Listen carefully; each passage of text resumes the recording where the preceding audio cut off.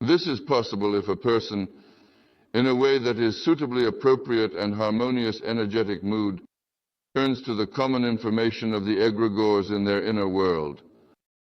I just told you about this. Now here is the scientific presentation of this thought. That is, a person turns to the common information of the egregores in their inner world. This is also possible if a person is unable to detach from the egregorial attempts to stimulate this information within themselves, in their inner world. That is, when information connects him to the egregore, and the egregore influences him, but the person cannot detach in any way. This is called obsessive thought.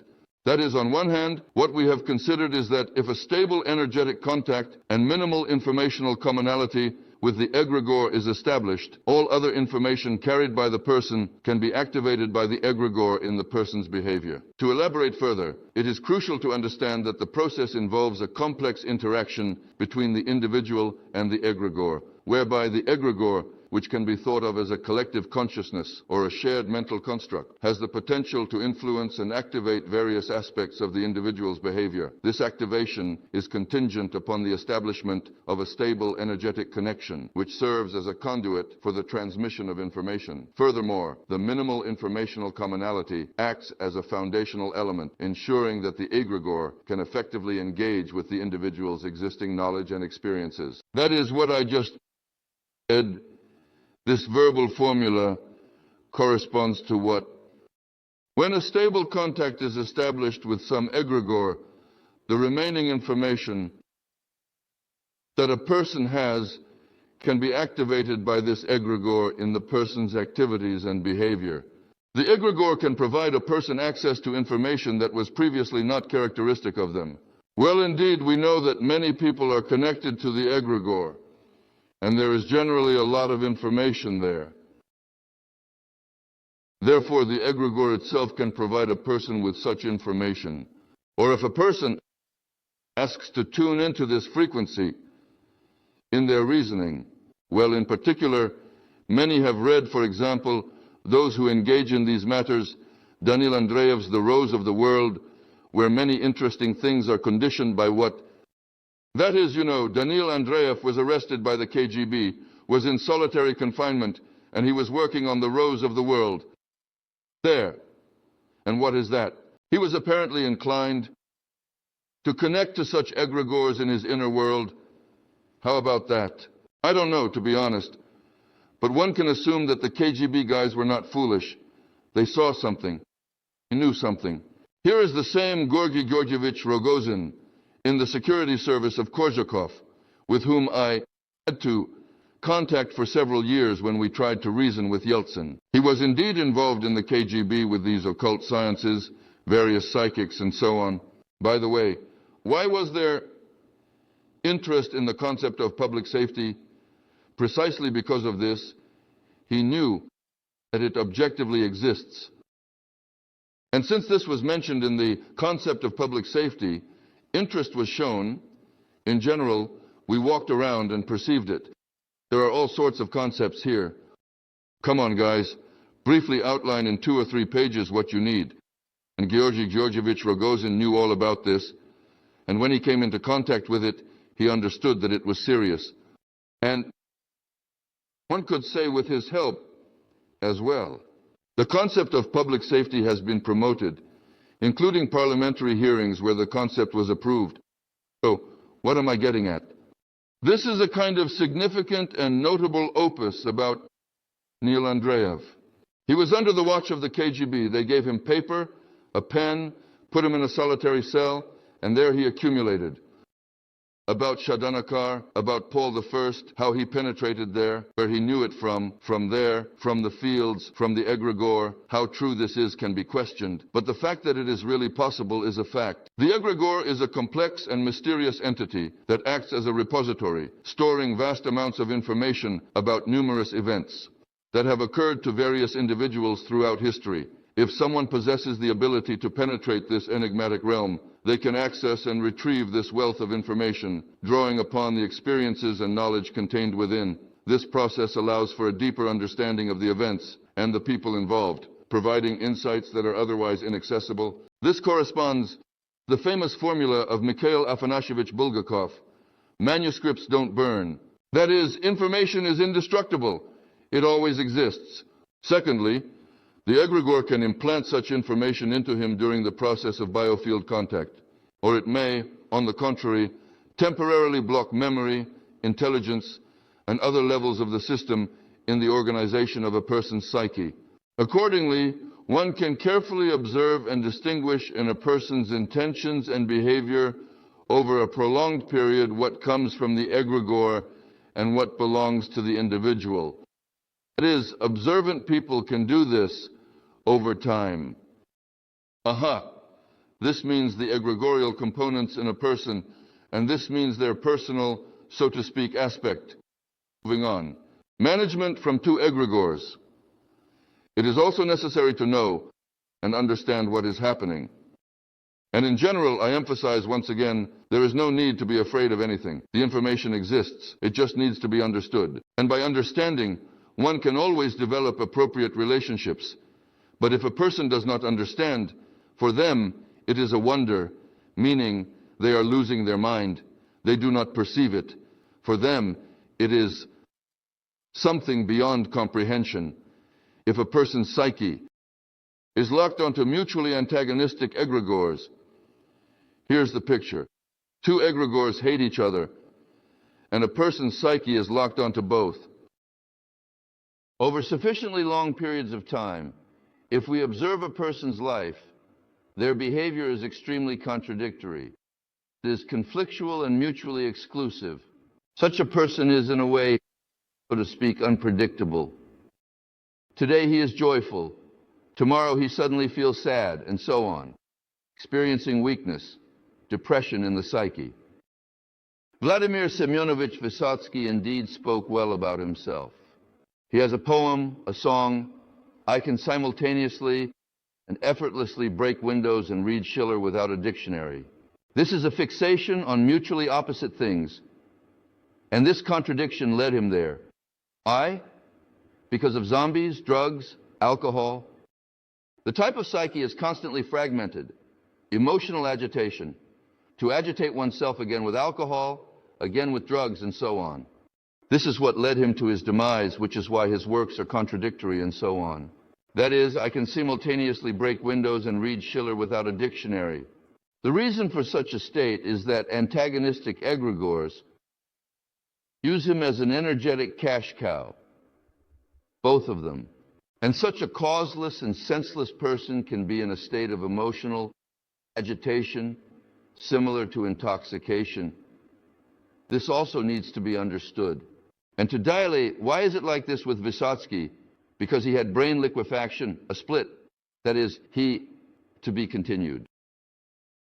On one hand, he lived in that socialist society, which provided him with the corresponding education, culture, and opportunities to perform at the Taganka Theater, while on the other hand, he was already closed off to the global backstage, which milked him and shaped the minds of many people through him. After all, how was he also used in the dark, if we speak from the perspective of a sufficiently general theory of management? So what is it in Russia? Forbidden fruit is sweet, right? And look at what happened to Vysotsky. It seems that his songs were not played on television or radio at the beginning of his career, but the whole country listened to him. And what, did the KGB not know this? If they were so powerful, and drop off and so on, they would have taken care of Vysotsky right from the start. But they allowed him to live, gave him the opportunity to write, allowed him to reproduce. Certain forces needed him. And why? Because here, if we talk about the role of special services, all special services are subordinate to one special service, the global mafia, whether they understand this or not. So the internal predictor ESR has certain works where this is described, please. We invite you. Visit our website. Everything is detailed there. This is just a topic for a separate conversation. But even the very formulation of the task, that this was allowed and he was a hero. And what kind of hero is he? What did he shape in people's minds? Think about it. And what did all of Vysotsky's creativity shape? Rejection of what was, was preparing for the rejection of that regime. But what regime was he calling for? None. So everything is bad. What is needed, and there is none of that. But those who understand this, these globalizers, when a person's creativity does not give, that is, there is no goal, but to reject, yes, against. I am against this, against, but what are you for? For what? I don't know what, that's all.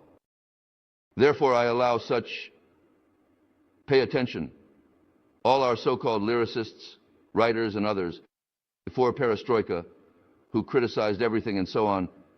Yes, they rightly criticized many things. Everything was fine. When the rejection of that pseudo-communist society took place, the people rushed to them, asking, so what should be done? They cannot say anything. Why? Because they only worked on producing rejection, but there was no goal setting. And even more so, no one knew how to achieve anything. As a result, we found ourselves in a situation where there was neither a vector of purpose, nor a complete management function, nor anything. And those who knew and understood this found it quite sufficient. Next, the following very interesting and important question is about egregores. This is egregorial guidance. What is it? It means that there can be egregorial guidance, mutually non-antagonistic egregores. Moreover, the lifespan of these egregores can exceed the lifespan of a human. In this picture, there is a timeline drawn, and the egregore floats through human life, while the lifespan of one person is from here to here. And this egregore takes a person under its protection from the moment of their birth and leads them until death. Moreover, the person themselves may not even understand what is happening to them. Moreover, the guidance is carried out according to a long-term egregorial strategy, starting from the period of a person's formation. That is, when a person's personality is formed in childhood. This is why we say that a person's psyche is formed by around 10, 12, or 14 years old. And after that, it is unlikely that anything can be changed in a person's psyche. Well, this refers to mass statistics. Of course, there are individual cases, but overall, for the vast majority, what is instilled in childhood is then difficult to change. Such egregorial guidance, when help is always available to a person, can create an illusion of personal wisdom and foresight, as through the egregore, a person has access to the personal experiences and opportunities of many people across generations. And a person thinks that it is him, that he is all of that, but in reality, it is the egregore, fulfilling certain goals, that provides the person with such information. In addition, the egregore protects from situations where a person's personal incapacity would become obvious. This further enhances the self-deception of the person. And such a person deceives himself with the illusion of his own, so to speak, foresight, and can intentionally or unintentionally deceive the wisdom of those around him, which stems from the actual, generally speaking, statistics of infallible decisions made by such a person. Well, on one hand, this seems good. But on the other hand, we will look further. And when we grasp certain questions, we will return to egregorial guidance. Then we will see how magicians and shamans manage. That is, all the clergy, shamans, priests, and so on, various psychics, let's call them magicians, wizards, shamans. Wizards is not quite the right word. Thus, in the presence of practicing magicians, shamans, and psychics in society, every available egregore to them, including non-human egregores, serves as a means to control the life circumstances of many subjugated people. In particular, one can speak of society as a whole. This is done based on the distortion and suppression of the free will of people whose psyche is locked onto the egregore, controlled by such a shaman and magician. Well, here is depicted the egregore, here are the people connected to this egregore, and here is the shaman who knows some information and is able to inject it. So he is shamanizing here, injecting, and these, like rabbits, obediently listen to him and do what he recommends. Generally speaking, from this perspective, all psychics, priests, so to speak, and the entire church hierarchy are considered shamans. This leads to the removal, to a greater or lesser extent, by these shamans of the living religion of people and God through various egregorial obsessions. That is, they form in people's psyche a picture that they imagine rather than the one that actually exists. That is, they instill their teachings, their understanding into the minds of many people.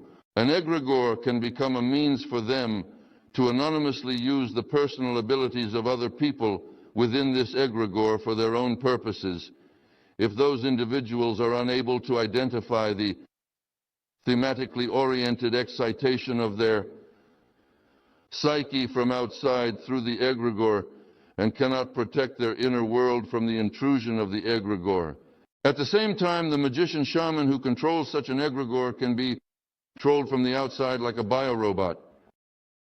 Well, here in this picture, it is depicted that the magician shaman seems to control the egregore, but in reality, he is controlled by a certain egregore from a higher level of hierarchy. Well, here the picture completely corresponds to the church hierarchy of pseudo-Christian churches named after Jesus Christ. That is, the egregore of pseudo-Christianity exerts pressure over many priests, and they transform this onto their congregation. Such a shaman can indeed be a slave to the egregore truly because of a biofield energy dependence on the egregore. Such shamans include the leaders of certain parties. I saw the incredible performance and it was very amazing. I saw Viktor Ampilov up close. You see, his hands tremble with anticipation, especially when he is with the chairman. He goes out.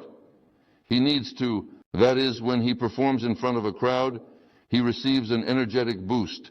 That is, he is a vampire. Figuratively speaking, he gets a thrill from performing in front of people. Look closely at this shaman leader on television, and as you can see, it is indeed true. There are also candid statements, more than Ampilov, who may not even understand what is happening. This is one of the democratizers, Yuri Senkevich. If you remember, he was a first-wave Democrat. He was indeed quickly thrown out because he let something slip in one of the interviews he gave to an Austrian newspaper in Vienna. In 1992, right after 1991, Western journalists asked him a question. What kind of democracy do you have there? Seems like something akin to banditry is forming there. There is no smell of democracy in Russia after all your democratizing reforms. And Senkevich let something slip there after his... They quickly removed him to prevent him from talking too much. Do you know what he said there? He said that if we, meaning the Democrats, were not so weak, we would not have played the card of glasnost. If we, the Democrats, were not so weak, we would not have played the card of glasnost. I practically quoted it. Well, I don't remember. Maybe there are nuances, but the essence is 100%. So, what is being discussed? What did this democratizer say? These democratizers knew that they had nothing behind them, no ideology, nothing at all. In order to lead the people, they needed to captivate them with something. What did they captivate them with? Do you remember that brainless Mikhail Sergeyevich? Glasnost, perestroika, and the people followed, having been left by this pressure from the Central Committee of the Communist Party. That is, for them, this glasnost was just a card that they used to achieve their goals. And those who were managing these processes understood that the boy was revealing too much, and they removed him. But why am I telling you this? Well, here's why. This same Senkevich revealed here with us when he was asked in one of the interviews, what do you feel when he says, you know, when you go out to the square, and in front of you is a crowd of 100,000. You say, to her, and she says, back to you. So, there you go. This is what they throw in this Templov. His hands shake like an alcoholic. In other words, someone should tell him something, like I said. This is the same Saja with Malatov, A fiery, passionate person, you catch my drift. So, for her, it doesn't matter what to say, it matters how to say it passionately. And the substantive side, what is she saying there? Just emotions. Anpilov is the same. Hands off. Napasaran. But what comes next? They spew nothing but slogans. Or rather, they do spew, except for slogans. There is no substantive side. And from this, they get a kick. It is precisely such shamans, those who understand these processes, that they support. Why am I concluding my thought this way? That such leaders and shamans are themselves slaves to these egregores, since they depend on this nourishment. And without nourishment, they simply become ill. That is, if there is no nourishment. And now the dangers of egregorial leadership. We have already examined egregorial leadership. And now what dangers exist? If a person is led by a certain egregore, then the energy may not only be acquired in adulthood, but may also be due to the fact that the person, as we have already mentioned, grew up under egregorial leadership. In this case, the energy dependence may be reinforced informationally by the fact that the egregore has protected the person throughout their life from contact with egregorially unacceptable information, alien information. Such a person may have a very integral character, a holistic worldview, and a developed culture of perception and thinking. But in their inner world, there will practically be no egregorially unacceptable information. And when coming into contact with it in society, the perception and processing of such information will be distorted, perverted, and blocked by the egregorial excitation of their psyche, various obsessions, memory blocking, energy discomfort, and so on. That is, the personality of such a person, in this case, is more or less a complete fragment of the egregore, untainted by foreign egregorial information, embodied in biomass. And the will of such a person is not free, as it cannot go beyond the limits of egregorial appropriateness due to the oppressive egregorial leadership. That is, in this picture, what I said is very conveniently perceived as follows. Here is a person under one egregore, and that's it. And that's it. He can't do anything more. There are other egregores nearby, but he cannot enter them or exit from this one. That's all. That is, the personality of such a person is like a cassette that contains only egregorially acceptable information, which the egregore protects from both erasure and the recording of non-native information. That is, generally speaking, this is a kind of bio-robot that acts strictly according to a program. Therefore, at first many thought that this was good, as the egregore protects. This is a good egregore. But if the egregore is not very good, then it leads a person. For example, it turns them into a Führer who is destined for elimination, and so on. In order to truly achieve true free will, it is absolutely essential for a person to ensure that they make sure they do not allow any form of blocking of egregorically alien information within their psyche does not occur. Well, that means he should perhaps connect to other egregores. This is the picture. But the attainment of freedom can only occur in this way. Such a person can acquire freedom and communication with others only in two cases. He cannot do this himself. He is a slave to this egregore which leads him. Therefore, such a person can attain free will, either with the help of another person who will lead him out of a state of stagnation, or through the hierarchically highest encompassing management, that is, from God. Thus, the egregore can catch and carry away a personality, just as an ocean current carries away a boat with a fisherman. The fisherman has free will, but if he is deprived of knowledge of his place in the current and lacks the energy to realize his free will, he is doomed, and the current will carry him to an unknown destination.